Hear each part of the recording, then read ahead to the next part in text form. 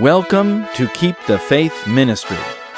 Keep the Faith brings you timely messages with in-depth spiritual analysis of current events in light of Bible prophecy, so you can prepare for the coming of Jesus. Listen to what the news won't tell you. Here is another important message for our times. This is Pastor Hal Mayer. Dear friends, welcome to Keep the Faith Ministry. Thank you for joining me as we study the signs of the times. God has so much to reveal to us, but since spiritual things are spiritually discerned, we need the guidance of the Holy Spirit. And I thank God for the Holy Spirit that reveals the deep things of God for our times.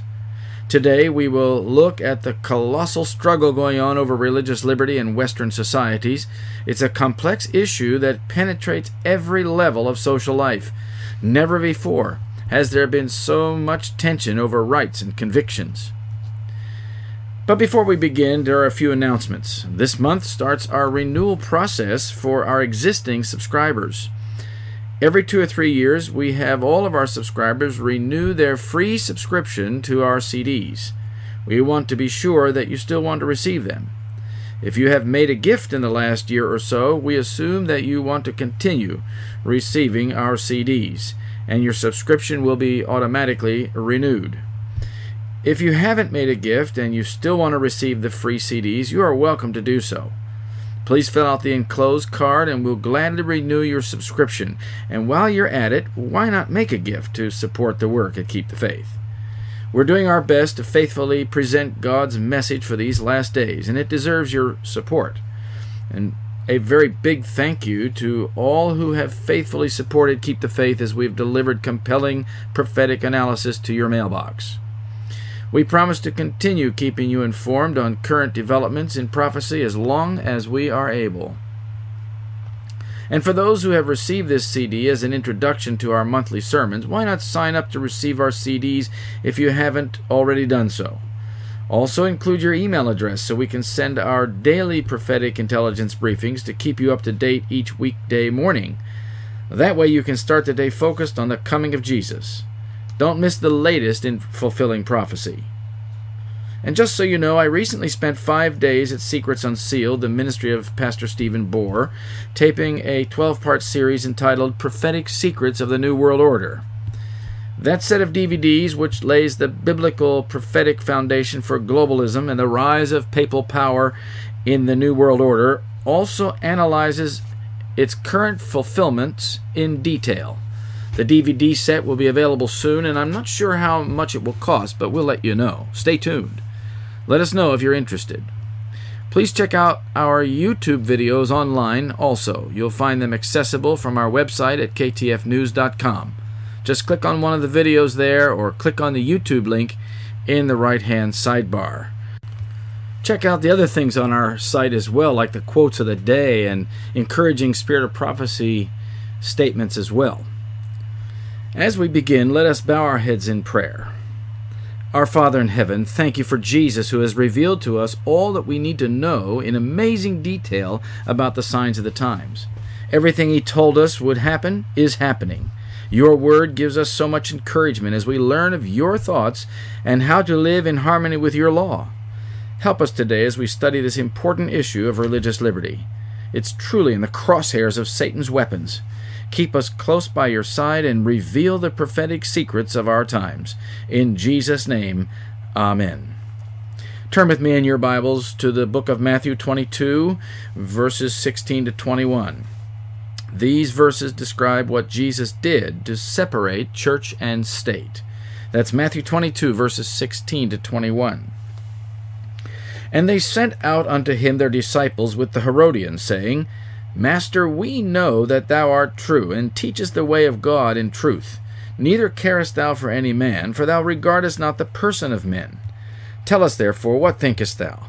Is it lawful to give tribute unto Caesar, or not? But Jesus perceived their wickedness, and said, Why tempt ye me, ye hypocrites? Show me the tribute money. And they brought unto him a penny. And he saith unto them, Whose is this image and superscription? They say unto him, Caesar's. Then saith he unto them, Render therefore unto Caesar the things which are Caesar's, and unto God the things that are God's. Friends, when Jesus said these words, he was anticipating a change in the way nations were organized. That change would be a long way off, but it would come. He was telling us that there should be a separation between the civil government and the church. The Jews were a theocracy under Moses, and had the Israelites been faithful to the Lord, this system would have worked. But under the priests, who were ambitious of power and wealth, the nation had become corrupted, and the church became oppressive and even abusive of personal liberties and rights of the people. Christ could see that under the high priests there was corruption of the worst kind, and it greatly misrepresented the principles of heaven. This system could not continue. He had to start a new church, and eventually he would even establish a group of nations that would recognize this principle of religious liberty. Under the gospel, Christ knew that there had to be a change to limit working of unrighteousness in the church, and he used the occasion of the trickery and deception of the Herodians to establish a sweeping principle of the separation of church and state. And while it would check wickedness in the church in ages to come, it would also limit the mystery of iniquity in the state. For when the two are mixed together, both become corrupted. In the Christian era, this separation would oppose the power of Rome and provide a key element for the United States Constitution and the constitutions of other nations that would yield freedom of conscience and the economic success of those nations. Religious freedom was to be a cardinal principle of the spiritual success of his church, too. And prior to that time, all nations had been a mixture of some sort of church and state. All pre-Christian or heathen nations were that way, and even the Jewish nation, which was somewhat that way, had used its privileged position under God in a similar oppressive manner. Quite a few years ago, the U.S. Supreme Court Justice William Rehnquist said, "The wall of separation between church and state is a metaphor based on bad history, a metaphor which has proved useless as a guide to judging. It should be frankly and explicitly abandoned." This terrible statement reflects the desire of some to allow the church to become involved with matters of state and manipulate the state to its own ends. The separation of church and state in the U.S. Constitution and other Western constitutions was a direct result of the persecutions of the Roman Catholic Church in medieval times, when it dominated religious and secular life of the European Holy Roman Empire. The empire was anything but holy, and nevertheless there are those today who do not want to acknowledge the abuses of the church during that time. Yet that's the reason the founding fathers of the United States created the First Amendment of the U.S. Constitution. They saw that religious liberty was the first liberty of all, and from there all other liberties extend. They saw that they had to establish some kind of bulwark against the reconstruction of that same principle of the Inquisition in the New World. And since then, however, there have been organizations and individuals who have had an extreme reaction and have tried to keep all religion out of public life. They think that the wall of separation means that no religion will have access to public institutions and public places. But that was not the intention of the fathers who drafted the U.S. Bill of Rights. They intended that religion should have free access in public expression, but without controlling state leaders, officers, or institutions of the state. Nevertheless, there have been many, some in recent times, who do not support the concept of separation of church and state. For instance, Pat Robertson said the radical left kept us in submission because they have talked about the separation of church and state. There is no such thing in the Constitution. It's a lie of the left, and we're not going to take it anymore. Well, it's true. There are secular organizations, which are usually left-leaning, that have taken the principle of separation way beyond that which was intended by the authors of the Constitution. But Robertson is wrong in saying that it isn't in there. Do you see that what the enemy does? He gets one side going to extremes, which then provides him the opportunity to push the other side to the opposite extreme. And Pat Robertson over the years has demonstrated that he is extreme on the right. D. James Kennedy, the late pastor of the Coral Ridge Presbyterian Church in Coral Ridge, Florida, wrote that for over 5 decades the Supreme Court has handed down rulings based on a lie, a grievous deception. the doctrine of a wall of separation between church and state. He blamed separation of church and state for all sorts of social ills, like teenage pregnancy, sexual perversion, intolerable levels of school violence, failing test scores, horrendous illiteracy, and dangerous gangs. It's amazing, isn't it? He should have blamed those who have taken the separation to unreasonable ends, rather than the separation itself. But I used to wonder how the U.S. Constitution's Bill of Rights would be undermined to the point where it would be possible to establish a universal Sunday law.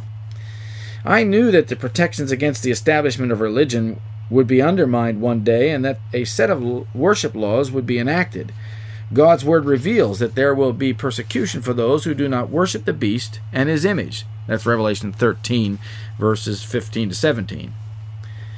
And after the September 11 attacks in 2001, I noticed a lot of things that would undermine the U.S. Constitution that had arisen.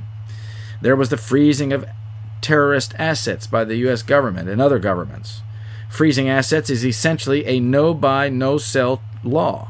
We also saw torture in secret prisons, indefinite detention, assumption of guilt, trial by tribunal instead of trial by jury, extrajudicial killing, especially by drones, which is really government assassination with no due process of law, and many other violations of the Constitution. This was not just for foreigners, but for U.S. citizens too.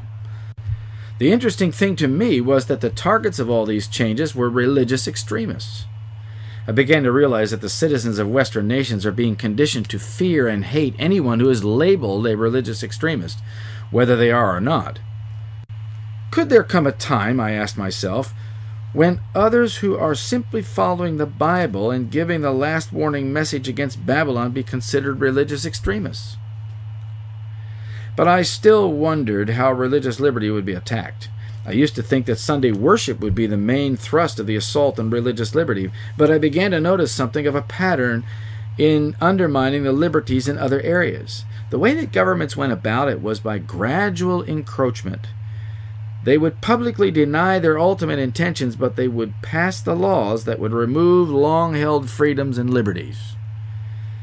I came to the conclusion as I was watching these developments that religious liberty is the crown jewel of all liberties, and without it you really don't have the others.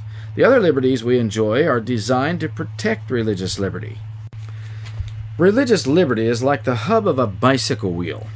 The spokes are like the inalienable rights we enjoy in other areas, and the outer rim is like the laws that are the result of those rights.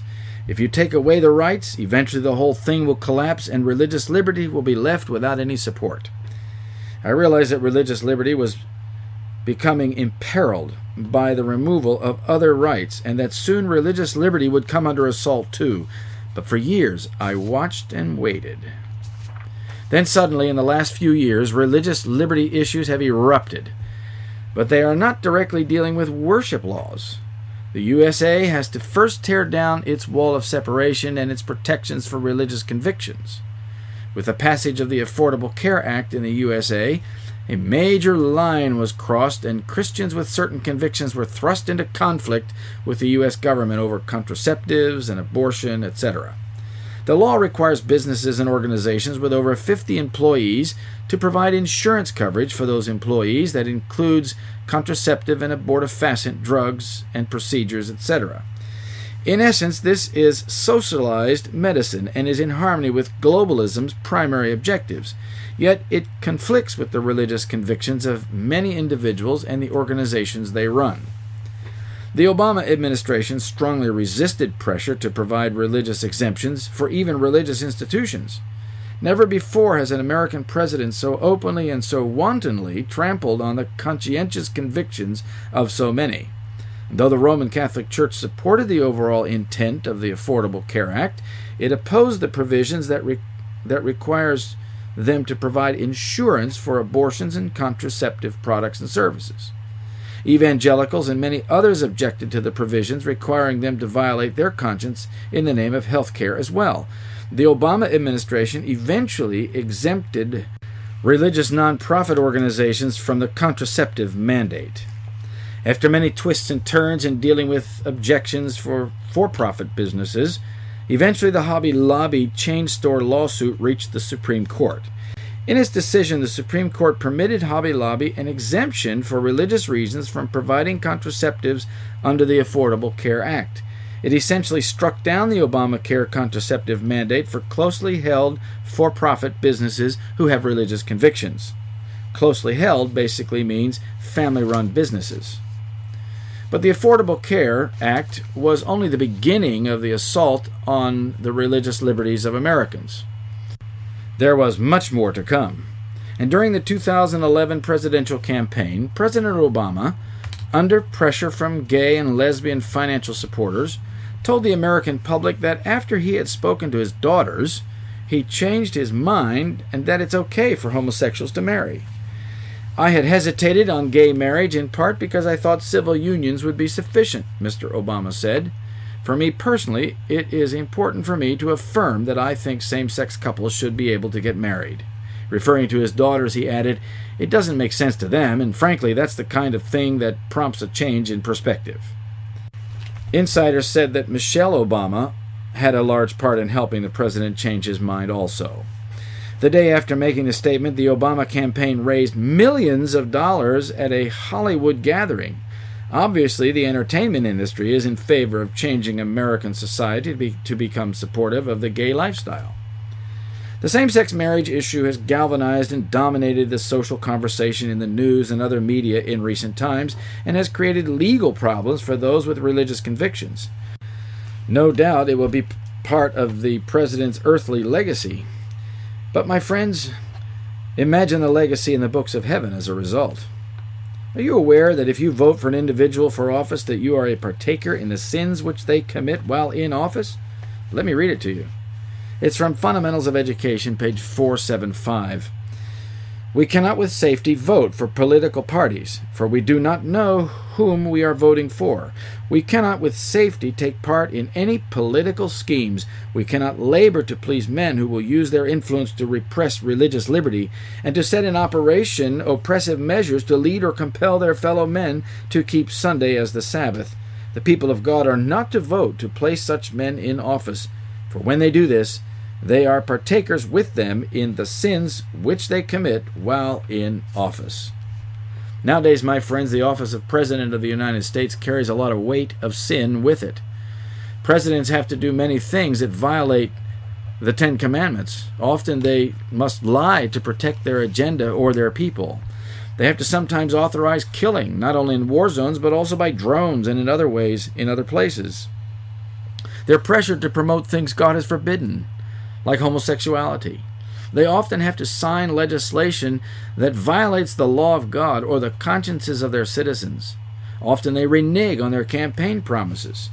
Politicians these days are not typically moral men or women, even if they claim to be Christians. That too can be done for political reasons. Religious liberty is under stress worldwide, but especially in America, the land that led in establishing religious liberty and freedom of conscience and separation of church and state in the first place more than 200 years ago. And it will lead the world in reversing this principle and eventually establishing religious worship laws.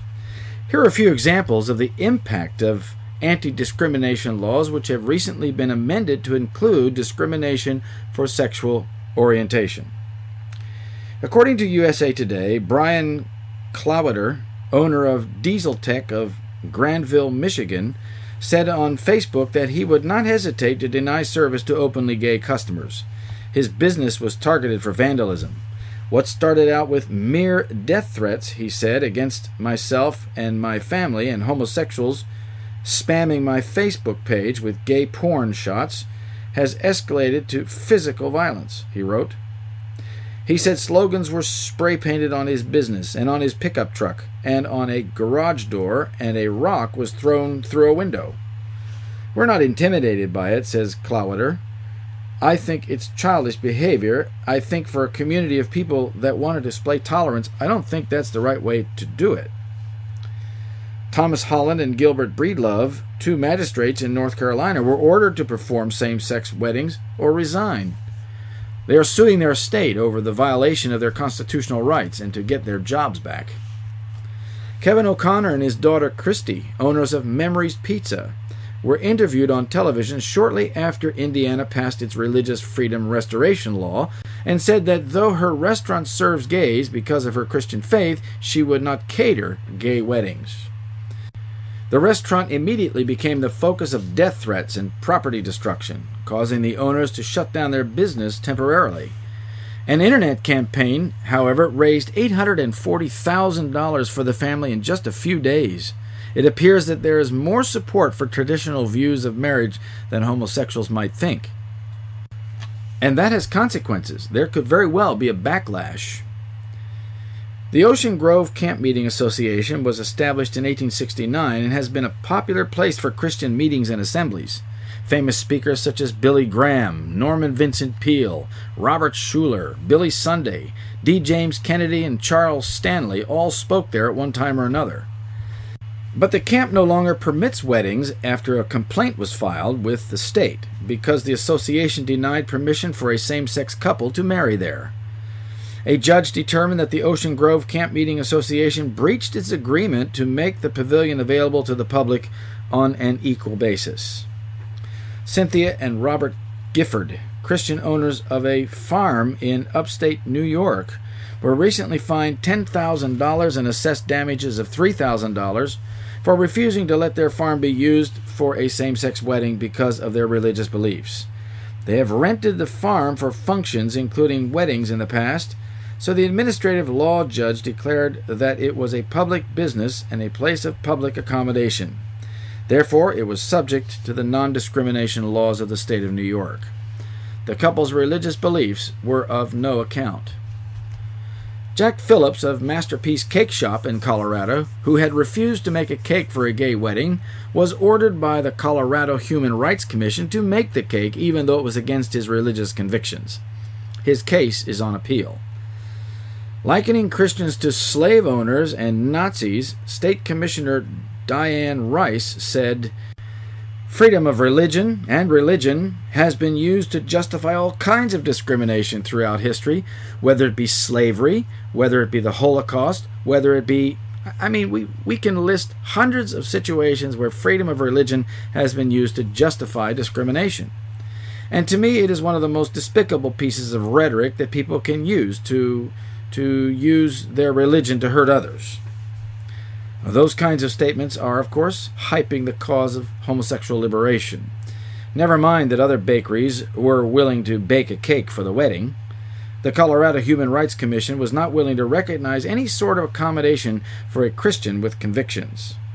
It appears that homosexual activists are targeting Christian businesses and individuals so that they can make public examples of them. Florist Baronelle Stutzman of Arlene's Flowers in Washington State was penalized with a $1,001 fine for refusing to provide flower arrangements for a same-sex wedding. A judge even ruled that her savings, personal possessions, and even her home could be taken in damages claims. The fine is not very large, but the principle's the problem. Fining someone for exercising his or her religious convictions could easily set precedents that would place an intolerable burden on the Christian faith in society and would amount to persecution. But making assets subject to damage lawsuits would even take it further. The message being sent by the Washington judge is, surrender your religious liberty and free speech rights, or face personal and professional ruin. The judge in the case ruled that the defendants and their officers, agents, servants, employees, and attorneys, and those persons in active concert or participation with them are permanently enjoined and restrained from violating the Washington law against discrimination. The plaintiff in Arlene's Flowers case was referred to several other florists who were willing to provide flowers and was even offered free flowers. The lawsuit against Arlene's Flowers reveals that true agenda of the homosexuals in targeting those who have religious beliefs. For all the talk about tolerating gays, they are unwilling to tolerate the views and opinions of others, and would even put them out of business if they can. This all sounds something surreal, like the men of Sodom threatened to do to Lot when they surrounded his house. They put so much pressure on him that they were going to kill him for refusing to accommodate their lusts. by letting them have the 2 angels that were with him. He even offered them an alternative, shocking though it was, of having his 2 virgin daughters instead.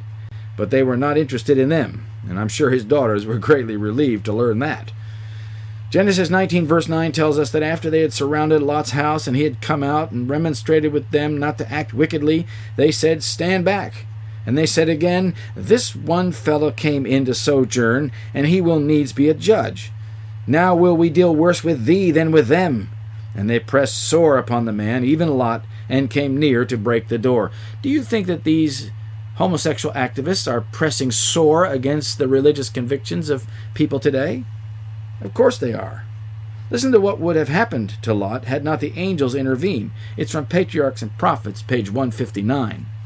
They rushed upon him and would have torn him to pieces had he not been rescued by the angels of God. Here's another recent case. Jason and David Benham were going to have a new HGTV real estate show. But when homosexual activists complained that they believed in the biblical marriage concept, the network canceled their show. The Benham brothers had put a video online that explained the true principles of religious liberty. It said, "So, Indiana's Religious Freedom Restoration Act is a shield, not a sword. It doesn't get offensive and promote hate, as the hype said, but it's a shield to protect companies like, for instance, a Jewish-owned jewelry company. It keeps the state from forcing him to create rings with the Nazi symbol on it. Or a Muslim-owned apparel company. It prevents the state from forcing him to maybe make a T-shirt with the cross over the crescent. Or even a gay-owned apparel company from creating T-shirts that say Leviticus 18:22, homosexuality is a sin. Very simply, the state should never force business owners to promote a message or an idea that conflicts with their beliefs," David Benham said. One of the more famous cases is Elaine's photography in New Mexico.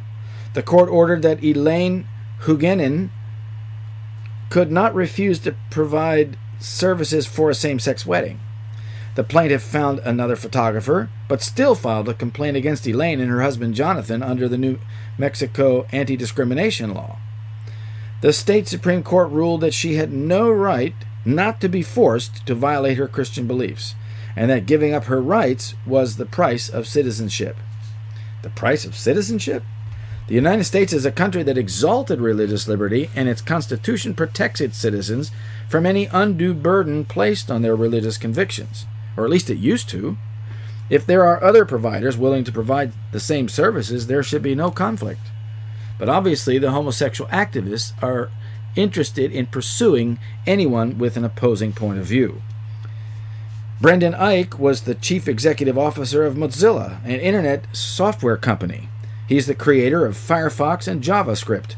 He lost his position with the company for donating $1,000, merely $1,000, to the 2008 Proposition 8 Marriage Definition Initiative in California 6 years earlier. Homosexual activists complained on Twitter after digging up the records, and Ike lost his job.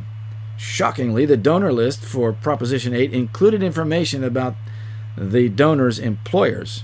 So now activists can go after employers and pressure them to fire employees for their political and often, by implication, their religious views. Homosexuals once upon a time were pleading for tolerance, and now many of them have morphed into intolerant ideologues who demand that everyone in society serve their interests, even if they do not agree with their lifestyle.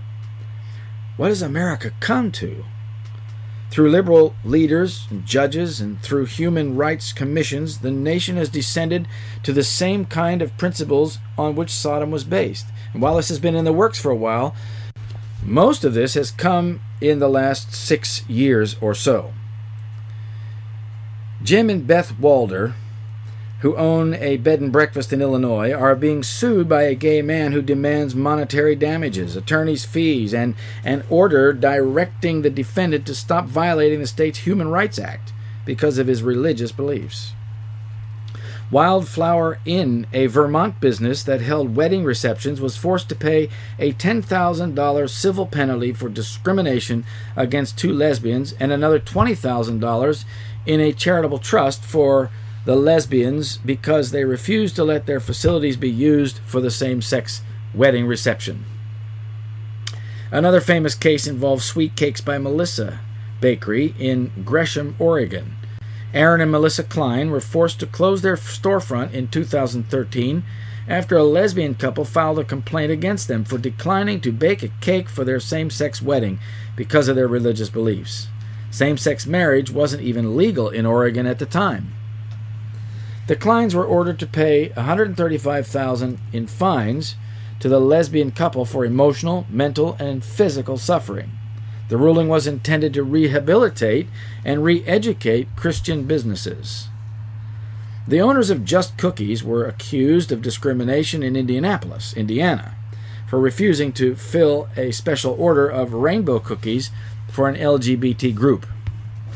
Another quite famous case is that of Phil Robertson, one of the stars of the Duck Dynasty show on A&E. After giving an interview to GQ magazine in which he said he believed homosexual acts are sin, a firestorm of protest erupted and the show suspended him indefinitely. After a massive public backlash, the network reinstated him. Fox Sports Southwest broadcaster Craig James was fired after a tape of a Republican debate surfaced in which he expressed Christian beliefs in opposition to homosexual marriage. And there are more such incidents. The fight is intense. There will probably be a lot more conflicts in the future as well. And a reaction is developing among conservatives. Many of them have wrongly concluded that separation of church and state should be eliminated. And while we can sympathize with them on the extreme interpretations and ends to which it has been taken in many cases, we do not want the other extreme where religion dominates and controls the state and imposes religious laws. But that's what's coming, according to prophecy. At least 5 times in Revelation 13, we're told that the issue of worship of the beast or his image is the central issue in the last great conflict. Verse 4 has it twice. And they worship the dragon, which gave power unto the beast. And they worship the beast, saying, Who is like unto the beast? Who is able to make war with him? Verse 8 says, And all that dwell upon the earth shall worship him, whose names are not written in the book of life of the Lamb, slain from the foundation of the world. Verse 12 says it again, And he exerciseth all the power of the first beast before him, and causes the earth and them that dwell therein to worship the first beast, whose deadly wound was healed. And verse 15 says it a 5th time, He had power to give life unto the image of the beast, that the image of the beast should both speak, and cause that as many as would not worship the image of the beast should be killed. But notice verses 16 and 17. And he causes all, both small and great, rich and poor, free and bond, to receive a mark in their right hand or in their foreheads, and that no man might buy or sell, save he that had the mark or the name of the beast, or the number of his name. What this is saying is that there will be economic sanctions placed on those who faithfully obey the 4th commandment, which is the only commandment about worship. Who are you going to worship? You're either under the one unseen ruler or the other. You cannot be under neither, and you cannot be under both. Satan and his earthly agents, including the papacy, which is the throne from where the mystery of iniquity rules, the United States, which is already starting to speak like a dragon by restricting religious liberty, and Protestantism, the false prophet, which is already starting to prophesy that churches should unite around the papacy, are all working to restrict your religious freedom. Some of them may not even realize what they're doing, but they're working to eventually force you to worship according to their laws and dictates. But there's another issue that's threatening religious liberty, and many of God's people do not understand it properly because it is so deceptive. As the nations are uniting under globalism, it is important also to note that the churches are uniting globally under Rome. And Rome's underlying aim is to use these churches to collaborate with her in getting the nations to enact Sunday laws and restrict conscience and religious liberty. Pope Francis has been working furiously to bring the churches together in ecumenical collaboration. Perhaps he realizes that he has only but a short time. And since the beginning of his pontificate, he has brought Pentecostals to Rome with the help of Tony Palmer. He's also brought evangelicals to Rome to speak at a colloquium about marriage, including Rick Warren of Purpose-Driven fame and Russell Moore of the Southern Baptist Ethics and Religious Liberty Commission, along with others. Catholic News Service even published a video of Rick Warren saying that though there are a few doctrinal differences, we have to unite with Rome on the issues that face our times. In addition, the Pope has been reaching out to Jews rather aggressively, and he's even reached out to the Waldenses, uniting with them in an ecumenical meeting in one of their own churches in Turin. Eugenio Bernardini, the moderator of the Waldensian board, said that by his actions the Pope has opened a new ecumenical season. The Pope has penetrated even the Waldensian Church, which was fiercely persecuted by the Papal Church. Do you think the Pope will come after your faith and be very friendly and ecumenical? Of course he will.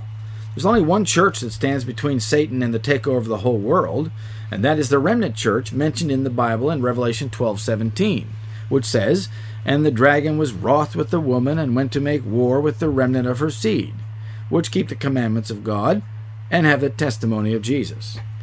So those are the ones who keep all the commandments of God because of their love for Christ, and they keep his faith in their hearts. That's why the enemy is so upset with them. With them on the planet, he doesn't rule over everyone. He has to get rid of them to consolidate his rule. Friends, these churches don't realize that Rome will use them for her own ends. The ecumenical movement is uniting all churches. What happens when there is only one church left? One group of people isolated from all the others? Well, they'll be considered to be religious extremists because they don't join in with Rome. Why are they doing this? The Bible describes this time. Turn to Psalm 1, verses 1 to 3, if you can. It says, "Why do the heathen rage and the people imagine a vain thing? The kings of the earth set themselves." My friends, they're determined. "And the rulers take counsel together." That's a conspiracy, because it is against the Lord and against his anointed. So who are the Lord's anointed? It's often rightly referring to Christ. But the heathen are those that don't follow God, even if they call themselves Christians. And the wicked were certainly angry with Christ. But the anointed today are God's people who truly follow Christ and who live the 10 Commandments in his power. Now notice the last part, which says, "Let us break their bands asunder and cast away their cords from us." Okay, so they want to break their bands asunder. God's true people are united in truth, and they want to break that unity. By the way, it's not unity in policy that makes the heathen angry. It is unity in God's truth among God's people. You cannot create true unity in policy. The more a church moves away from God's word and his truth, the more policy takes its place. We want the word, my friends, not policy, as the basis of our unity. Those who focus on policy in terms of unity will always compromise when the pressure is on, and that focus on policy instead of truth always leads them away from truth eventually. These verses are talking about the last days, and they're talking about the specific group of people, even without naming them. They're talking about the people who proclaim the truth and who stand in opposition to Rome. Their influence is powerful because they come under the control of the Holy Spirit in the latter rain. And this makes the children of unrighteousness angry. Notice that they want to cast away their cords. The faithful souls are a testimony against the wicked, who do not want to come under the principles of heaven. They do not want to keep God's law, and they keep making excuses for not doing what he says. They keep justifying Sunday worship as if it's their darling doctrine. But the influence of the righteous continues to plague them. It is as if the testimony of the righteous is a barrier to their aims, and like cords holds them from pursuing their sins and continually reproving them for their wickedness. The cords hold them and keep them from rapidly advancing in sin. So they want to remove the voice of reproof and warning, and they are in a conspiracy to destroy God's people. Friends, no wonder the enemy wants to get us off the platform of truth. He wants to remove your influence. That means we need more dedication to the truth, not less. We need more witnesses to the truth, not less. Do you realize we're in a war for the souls of men? The ecumenical movement has removed most of the objections to Rome's doctrines and practices. More and more churches are aligning themselves with the ecumenical movement. Listen to this statement from Great Controversy, page 445. When the leading churches of the United States, uniting upon such points of doctrine as are held by them in common, shall influence the state to enforce their decrees and to sustain their institutions, then Protestant America will have formed an image of the Roman hierarchy, and the infliction of civil penalties upon dissenters will inevitably result. This is talking about the ecumenical movement, and it indicates that there are massive changes coming in the attitudes of the people concerning their liberties, and religious liberty in particular. Again from the book Great Controversy, page 592, the dignitaries of church and state will unite to bribe, persuade, or compel all classes to honor the Sunday. The lack of divine authority will be supplied by oppressive enactments. Political corruption is destroying the love of justice and regard for truth. And even in free America, rulers and legislators, in order to secure public favor, will yield to the popular demand for a law enforcing Sunday observance. Liberty of conscience, which has cost so great a sacrifice, will no longer be respected. How would this massive change in American attitudes and political life take place? It seems impossible in a nation with strong free speech and strong religious liberty issues, but inspiration says it will happen. And on September 11, 2001, I began to realize how these things would change. Terrorism provided the perfect excuse to make changes to constitutions that would roll back the clock, so to speak, right to medieval times. I could hardly believe my ears when I heard George W. Bush announce that he was freezing the assets of the terrorists. I immediately thought of Revelation 13:17, which says that no man will be able to buy or sell lest they have the mark of the beast. Freezing assets would make it impossible to do business. God's people would be reduced to the barter system. I was also astonished at how quickly other elements of the U.S. Constitution came under assault as the Bush administration authorized torture in secret prisons, indefinite detentions, trial by tribunal, assumption of guilt, and even extrajudicial killing or assassinations, and on it went. I was stunned as I realized that these things were not just happening to foreign fighters, which is bad enough, but to U.S. citizens and citizens of other Western countries as well. I realized that we have crossed a prophetic line, a line that could never be recovered. It has reached a tipping point. And then I noticed something even more incredible. I saw how friendly George W. Bush was to the Roman Catholic hierarchy. President Bush was snuggling up to the Catholic Church all through this period.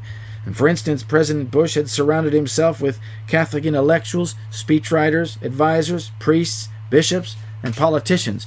One of them said later, "I used to say that there are more Catholics on President Bush's speechwriting team than any Notre Dame starting lineup in the past half-century."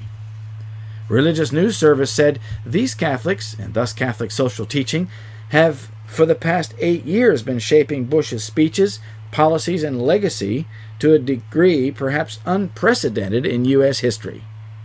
President Bush's first public outing as president was to have a dinner with Washington's Archbishop Theodore McCarrick, who was already familiar with the halls of power in Washington. And within a few months after being elected, he asked a priest to come and bless the White House. He was acting so much like a medieval potentate that I began to realize that the changes in the application of the principles of the U.S. Constitution were not by accident. Not one word of it was changed, but they circumvented it by executive orders, legislative action, and judicial activism. No wonder we're told the United States will repudiate every principle of its Constitution as a Protestant and Republican government. And as a consequence, it will open the way to make provision for the propagation of papal falsehoods and delusions. That's Testimonies for the Church, Volume 5, page 451. There's a constellation of issues that are converging and pushing toward prophetic fulfillment of the aims of the New World Order, which will especially target God's people and their religious liberty. Religious liberty is the crown jewel of all rights. All the other rights protect it. And as their rights have been gradually removed, religious liberty has become increasingly vulnerable. There are none left that are being defended today, and on top of that, the Roman Catholic Church has taken over the fight for religious liberty from others who once championed it, like Baptists, Adventists, and others. And it all happened in about 14 years. It doesn't feel like we've lost them because we go about our lives in the normal way, but we have seen demonstrated the loss of those rights in many cases over the last few years as governments have become more and more controlling. Friends, do you see what's coming upon the world? Do you see what's coming upon God's people? Our freedoms have been gutted almost without a whimper. But don't forget that what happens in America happens in other countries. I've watched similar rights evaporate in other countries, either as they deliberately take similar actions or by their cooperation with the United States. Other people see it too, and some of them make public statements about it. Michelle Bachmann, a former U.S. Congresswoman, recently said, "We, in our lifetimes, potentially could see Jesus Christ returning to earth and the rapture of the church." Bachmann was accusing the Obama administration for supporting radical Islam along with abortion and gay marriage. She argued that God is punishing the United States for embracing a pagan worldview. But then she said something else that especially caught my eye. "We are literally watching month by month the speed move up to a level we've never seen before with these events," she added. Do you think that Michelle Bachmann understands that the final movements will be rapid ones? I doubt she ever heard that before, but she has sensed it anyway. Friends, this is the time to prepare for serious issues. Our liberties have been eroded while we've been looking the other way. We haven't put it all together and seen the big picture, but things have changed dramatically in many parts of the world. Jesus said we are to watch the signs of the times. We are to pay attention to what is happening so we can see the larger spiritual issues that we need to deal with in our own lives. Friends, let us put out of our lives anything that's not in harmony with what we know is God's will. Let us not make excuses for things that we do that violate His law or His principles of righteous living. Oh, friends, religious liberty is in the crosshairs of the enemy now. Recently, the attacks in Paris on secular and sacrilegious magazine called Charlie Hebdo have ignited a raging debate on freedom of speech. Muslim extremists attacked the magazine because they published pictures and satire of the Prophet Muhammad. The headlines have faded, but don't think the issue's dead. Freedom of speech is a right that is symbiotic with religious liberty. If you take away freedom of speech, you lose your religious liberty too. Even the Pope said there are limits to freedom of speech, and while there have always been some limits of freedoms, particularly when the expression of those freedoms conflicts with another person's rights and freedoms, but now the definition of freedom of speech is likely to be narrowed. If we lose the ability to speak about another religion, even in kind and gracious ways, how will we ever give the message of Revelation 14 and 18, which describes the sins of Babylon and gives the call to come out of her? Will you be accused of hate speech when you give those messages? Will you be accused of violating limits on freedom of speech when you have to identify the beast power and the horror of Revelation 17? Friends, we must work while it is day, for the night cometh when no man can work. John 9, verse 4. Friends, please make your calling and election sure. Make sure you are in Christ. Some people don't like to talk about the bad things that are going to happen to God's people. They say they are scared to think about it. But friends, if you don't think about what is coming upon the world and upon God's people, it will surely come upon you as an overwhelming surprise. You need to think about that so that you can develop your mind concerning what you're going to do when the time comes to make a decision. That's what Daniel and his 3 friends did on their way to Babylon, probably. They thought through what they were going to do when they were confronted with pressure to compromise. But the good news is you don't need to fear. If you're in Christ and you are living by His principles, including His law, you will be under His protection. Then anything that happens to you will be directly to your benefit and for your eternal good. Friends, Luke records something that Jesus said concerning the second coming. And by this verse, he told us to watch the signs of the times. Here's what he said in Luke 21, verse 28. And when these things begin to come to pass, then look up. Lift up your heads, for your redemption draweth nigh. Most people cannot see. They do not understand the spiritual implications of what goes on around them. They have not developed a prophetic mindset, and so they are blind, really. They cannot see that we are near the end, and yet they live their lives unmindful that while the moments and hours and days pass into eternity, they are preparing to be deceived and overwhelmed by the coming worship crisis. Let us not be indolent, brothers and sisters. Let us live for Jesus. Let us give him our whole heart, and let him remove anything that offends him. Please watch the Signs of the Times, and if you're not a subscriber to Keep the Faith Ministry's monthly updates, please contact our office for a subscription. The U.S. phone number is 540-672-3553. That's 540-672-3553. Leave your name and address for a new subscription if it's not during normal business hours and you get the answering machine. Or go to our website at ktfnews.com, that's ktfnews.com, and sign up there. All our subscriptions are free, and we will keep you informed on important issues as they develop. And after prayer, there will be some music, and then I will share a few prophetic intelligence briefings with you. God bless you, my friends. Let us pray. Our Father in heaven, the Bible gives us so much detail about what will happen in the last days. We are so grateful for all you have done, and we pray that we will be alert to the signs of the times and to the precious promises of Jesus to sustain his true people through those times. We long to see Jesus coming in the clouds of glory, and we can see the erosion of religious liberty as a key indicator that his coming is near. Please help us be faithful. Help us surrender our lives to Christ and his word, the Holy Bible, and most of all, save us in thy kingdom, we pray. In Jesus' name, amen.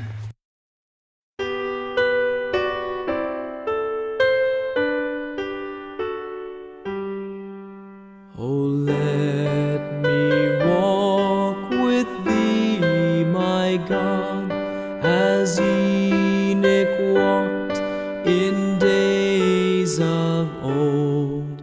Place thou my trembling hand in thine, and sweet communion with me hold, in though the path I may not see, yet Jesus, let me walk with thee.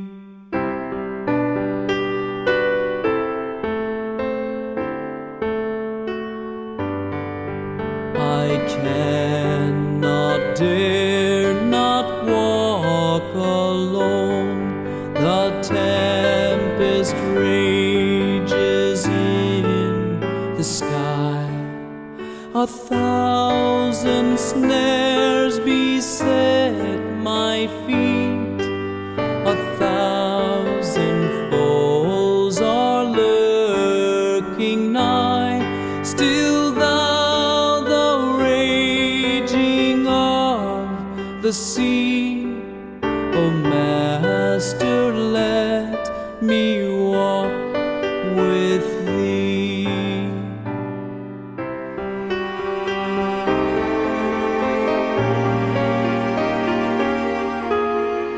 If I may rest my hand in thine, I'll count the joys of earth but loss, and firmly, bravely journey on.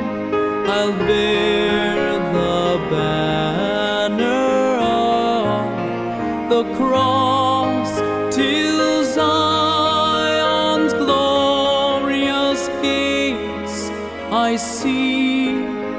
Yet Savior, let me walk with thee till Zion's glorious gates I see.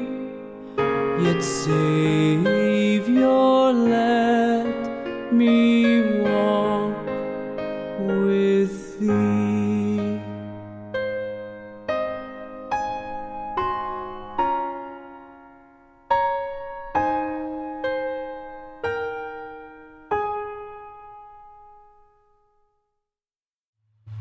We hope you've been greatly blessed by this month's message. Your prayers and gifts mean much to us. Thank you for your support. The song you've just heard is called "Oh, Let Me Walk With Thee," sung by Christian Berdahl, and is recorded on a CD with other beautiful hymns called Consecration. This lovely CD is available from Keep the Faith Ministry. And if you would like to have a copy of this CD or copies for your friends and family, just send $16 each postpaid to U.S. addresses to cover the cost, and we'll gladly send them. Please make mention of the Consecration CD. Our international listeners should send $20 USD. The following is our monthly prophetic intelligence briefing, a feature that brings you current events in light of Bible prophecy, especially for those who love the appearing of Jesus Christ. We can see the signs of the times telling us that we are nearing the world's great crisis. May the Lord find us faithful. Our first item this month: the UN Secretary General meets with the Pope. Second time in less than a year, Ban Ki-moon, the Secretary General of the United Nations, met with Pope Francis on Thursday, April 30. This is the first time they discussed climate change as a main topic, though they discussed other issues as well. It is required that we take some global action, particularly on climate change, said Ban. Ban also spoke to the Vatican's Pontifical Academy of Sciences. He said, climate change is the defining issue of our time, and that it can affect poverty, migration, and food development. He emphasized the need to promote sustainable development and to mitigate climate change. Describing protection of the climate as a moral imperative, Ban called on the world faith groups to align with science and take a stand for the environment. Science and religion are not at odds on climate change. Indeed, they are fully aligned, he said to the Pontifical Academy. We have a profound responsibility to the fragile web of life on this earth and to this generation and those that follow. That is why it is so important that the world's faith groups are clear on this issue and in harmony with science, he said. Emphasizing the need for a united global response, he said, if ever there was an issue that requires unity of purpose, it is climate change. We need a global climate agreement that is universal, fair, and ambitious. Our response has to be global, holistic, and rooted in universal values. The UN is planning an international conference on climate change at the end of the year in Paris. The Pope will release an encyclical on the environment in June or July, and the Pope plans to meet Ban again in September when he visits the United States. It is prophetically significant that the two key globalist entities, the UN and the papacy, the one made of nation-states, the other made of religions and churches, are clearly collaborating together to coordinate their efforts on climate change. The papacy, both a church and a state, is the bridge to unite them together in action. Ban knows that one powerful source of support is religious groups who believe in protecting creation. Uniting them together under the leadership of the Holy See to promote defense of creation through protection of the environment will bring them closer to Rome and to the one world government. Climate change is a magnificent global issue designed to capture the imagination of faith groups and secular people alike. When the papacy and the UN work together, the world wonders after. And all the world wondered after the beast, Revelation 13, verse 3. Next, if the Pope continues this way, I'll go back to the Catholic Church. Cuban President Raul Castro visited Pope Francis on Sunday, May 10, 2015, and said that if the Pope continues in the way he is, he will return to praying and to the Church. They met for an hour, which is considerably longer than most global dignitaries. U.S. President Barack Obama only got 45 minutes, and Angela Merkel, Chancellor of Germany, got only 40 minutes or so the last time she was there. Raul Castro is the dictator of Cuba, and is the brother of Fidel Castro, who brought communism into power in Cuba in the 1960s. Castro poured praises on Francis. "The pontiff is a Jesuit, and I in some way am too," Castro said at a news conference. "I always studied at Jesuit schools. When the Pope goes to Cuba in September, I promise to go to all his masses and with satisfaction," he continued. And then he added this startling statement: "I read all the speeches of the Pope, his commentaries, and if the Pope continues this way, I will go back to praying and go back to the church. I'm not joking," he said. Speaking of the friendly relations with the Vatican, Castro said, "I am from the Cuban Communist Party that doesn't allow religious believers. But now we are allowing it. It's an important step." Castro stopped in Rome on his return from Moscow, where he attended the celebrations on the 70th anniversary of the defeat of the Nazis at the end of World War II. Notice that Castro was trained in Jesuit schools. He understands the thinking of the Jesuits and is very friendly with them in spite of his communist ideology. The Jesuits will certainly assist in helping Castro develop even closer ties and collaboration with the Catholic Church. Because the Vatican sided with Cuba in its dispute with the United States, Communist Castro and Cuba are now on very good terms with the Vatican. The Vatican will now have much more freedom of movement domestically and also politically in Cuba because of its helping hand. You can be sure that the bishops will work very closely with Castro and other Cuban officials. Rome and Cuba have reached across the Gulf to clasp hands together. Whenever the Vatican provides help or assistance, there's always a debt to pay. No doubt Castro will do much to benefit and give preference to the Catholic Church in Cuba in the months and years to come. All of this is a serious warning to God's true people in Cuba and beyond. "And by peace he shall destroy many," Daniel 8:25. See also Revelation 13, verse 3. Next, Australians soon under pressure to vaccinate their children.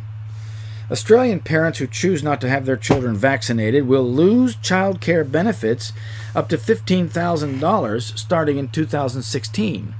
Currently, the government estimates that 39,000 children under age 7 have not received immunizations because their parents are vaccine objectors.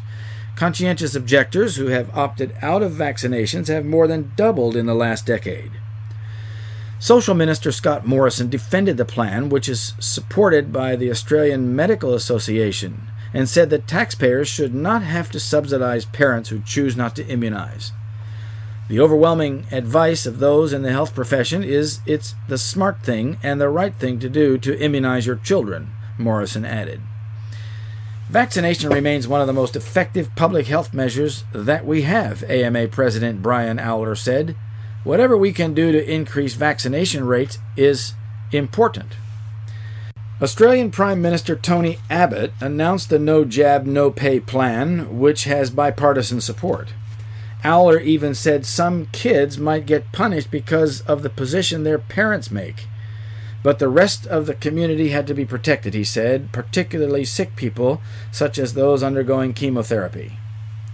The new coercive policy means that parents who refuse to have their children vaccinated would lose a child care benefit of up to $205 a week, a child care rebate of up to $7,500 a year, or the family tax benefit supplement of up to $726. They could lose up to $15,000 a year. Children can still be exempted on medical or religious grounds, but Mr. Morrison warned that the religious exemption is very narrow. Opposition leader Bill Shorten said, "I don't accept people just claiming some sort of loose, undefined, conscientious objection not to do the right thing by their children. But there are some who strongly oppose measures that mandate immunization." Over 3,000 signatures were added in 5 days to a petition opposing the plan. And Change.org has had a lot of feedback as well. "My children, my choice, and not the government's," Rima Hillel wrote. Another woman, Jodie Fletcher, states, "I will not put my child at risk from further damage from vaccinations." New South Wales preschools already require vaccinations to enroll children, and Mr. Morrison is hoping other states and territories will also cooperate. Making it difficult to object to immunization is one way that governments can remove or restrict liberties, including religious freedom. Next, President Obama says, act a lot more like Pope Francis. President Obama wants American Christians to act a lot more like Pope Francis, and that fighting poverty should be their emphasis. President Obama was speaking at Georgetown University, the oldest Jesuit university in America, at the Ecumenical Catholic Evangelical Leadership Summit on Overcoming Poverty. Obama said that Pope Francis is a global icon because of his insistence that fighting poverty is at the heart of the Christian life, and said that Francis was transformative. That emphasis is why he's had such incredible appeal, including to young people all around the world, and I hope it's a message everyone receives when he comes to visit, Obama said. Pope Francis will visit the United States in September. When I think about my own Christian faith and my obligations, Obama said, it's important for me to think what I can do myself, like individually mentor young people or make charitable donations. He admitted, however, that Christian communities need to have a voice in the larger debate. The president's remarks drew some criticism. One commentator was upset that the most anti-life, pro-abortion, anti-religious freedom, pro-secularist POTUS in the history of our nation is telling us how to be better Christians, adding, after all, who is he to judge? Jesus never fought, my friends, for social change or wealth redistribution. Jesus focused on changing hearts and gave power to live in unjust and oppressive environments. The government under which Jesus lived was corrupt and oppressive. On every hand there were crying abuses, extortion, intolerance, and grinding cruelty. Yet the Savior attempted no civil reforms, he attacked no national abuses, nor condemned the national enemies. He did not interfere with the authority or administration of those in power. He who was our example kept aloof from earthly governments, not because he was indifferent to the woes of men, but because the remedy did not lie in merely human and external measures. To be efficient, the cure must reach men individually and must regenerate the heart. That's Desire of Ages, page 509. All the world wondered. Revelation 13, verse 3. Next, Pope Francis meets with European rabbis. On Monday, April 20, 2015, Pope Francis met with a delegation from the Conference of European Rabbis at the Vatican. No pope has ever met with the conference before. Anti-Semitic trends in Europe, the Pope said at the historic meeting, are a cause for worry, as are accompanying acts of hatred and violence. All Christians, said the Pope, must be firm in deploring all forms of anti-Semitism and in showing their solidarity with the Jewish people. Acts of hatred and violence against Christians and the faithful of other religions must likewise be condemned everywhere, he added. The Pope also proposed that Jews and Christians have a co-responsibility to keep faith in God alive in the face of rampant secularism. Both Jews and Christians, he said, have the blessing but also the responsibility to help preserve the religious sense of the men and women of today and that of society. Francis noted that for almost 50 years the dialogue between the Catholic Church and the Jewish community has progressed in a systematic way. Jews are Sabbath keepers and were one of the groups that were persecuted in the Middle Ages. Finding ecumenical solidarity and religious common ground is Rome's way of uniting the world under her influence. The Roman Church now presents a fair front to the world, covering with apologies her record of horrible cruelties.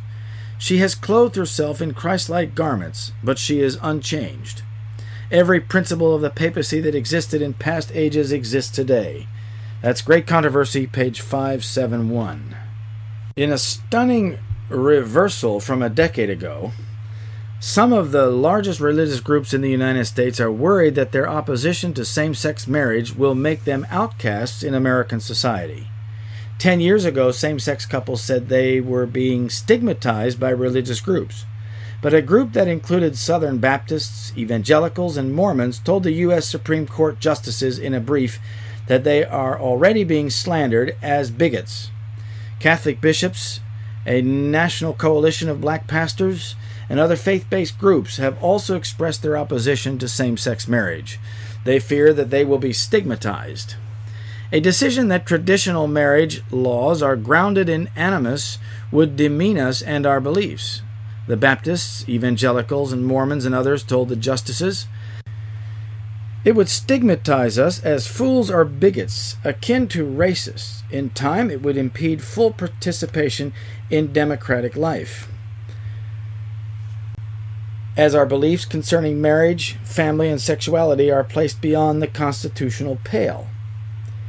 Seventh-day Adventists and the Becket Fund, the law firm that represented Hobby Lobby in the contraceptive mandate in the Obamacare law, are asking the court to allow for religious objectors when it rules on same-sex marriage.